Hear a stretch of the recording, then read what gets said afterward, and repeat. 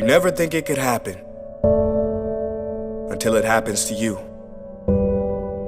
This is a story of a husband, wife, and son. A true story. The husband is a very successful businessman, very wealthy.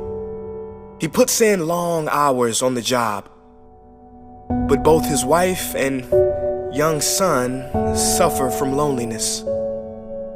Every night they sit at the dinner table and they cry together because they miss him. And he misses birthdays and anniversaries.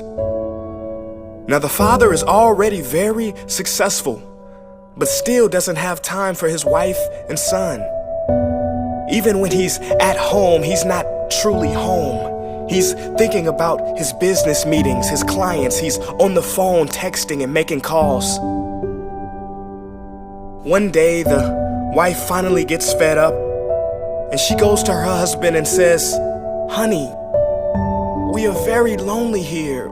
We miss you. Please come back to us." And the husband very lovingly says, "Darling, for the time being, no one can replace me as director. They need me.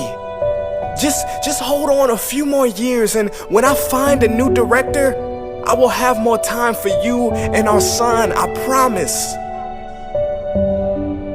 6 months later, the husband was driving on the same road he took home every night. He lost control of his vehicle and died. His company replaced him and found a new director in just 2 days. Isn't it sad that we spend so much time on the things that are urgent that we have none left for those things that are important?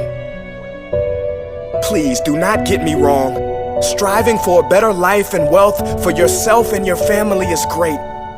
Look, I don't think you can get too much money. But if money gets you, that's too much. If money becomes your God, if you make $1 million but lose your health in the process, is that success?